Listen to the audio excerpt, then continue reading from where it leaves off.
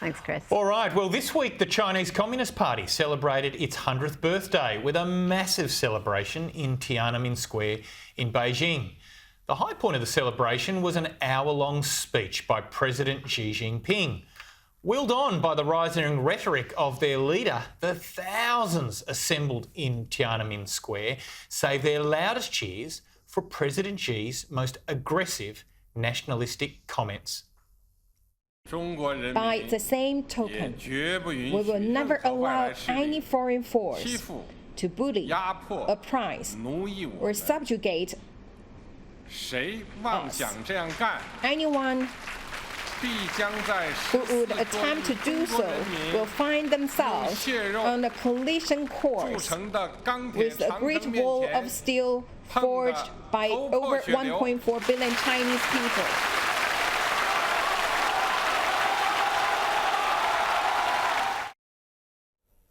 Joining us to discuss these events is Michael Shoebridge, the Director of the Australian Strategic Policy Institute, ASPI, and he runs the Defence Strategy and National Security Program. Welcome to the Sky Studios, Michael.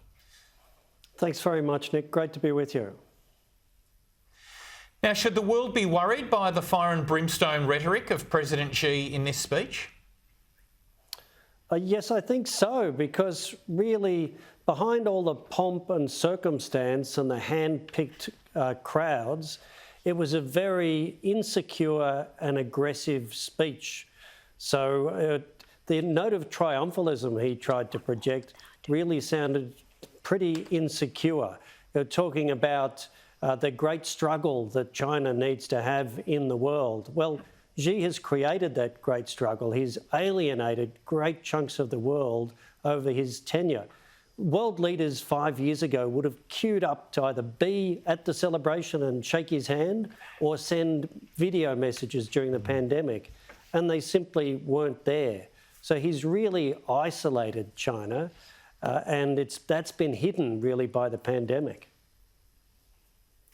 Michael, the US and Japan were conducting war games in the South China Sea this week amid these rising tensions over Taiwan.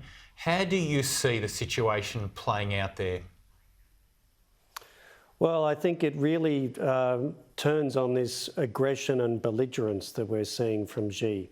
He singled out his internal security apparatus, the People's Armed Police and the Public Security Force, and the People's Liberation Army as the only parts of the Chinese government he mentioned. And he really said he would use them quite aggressively against his own people, as the Chinese regime has before, and against foreigners who oppose Chinese interests. So I think we have to take this aggression from China seriously and work with other powerful partners like Japan and the US and India, and increasingly the Europeans, to deter military aggression from Xi. Now, this week, Human Rights Watch released a report into Chinese students at Australian universities being intimidated, being watched, surveilled, and some of them even had their family members back in China contacted about their children's activities at an Australian university, particularly if they attended a Free Hong Kong protest, for example. Now, this is a really sinister stuff, and I just want to know, are Australian universities doing enough to protect academic freedom and to protect these students? Well, Rita, they certainly haven't been. They've known about this problem for years. Last year, the University of New South Wales removed an article by one of their own lecturers, and when there was outrage, because the article was critical of the Chinese government, when there was outrage in Australia, they put it back up and apologised and said how much of a fan of freedom of speech they were, but at the same time they issued a cringing apology in Mandarin for offending the Chinese people. So this is a known problem. University leaders have to change their business model. They've been too all in on the China market, and that's made them bow to pressure, even perceived pressure from the Chinese government. It's undercutting the quality of our education system.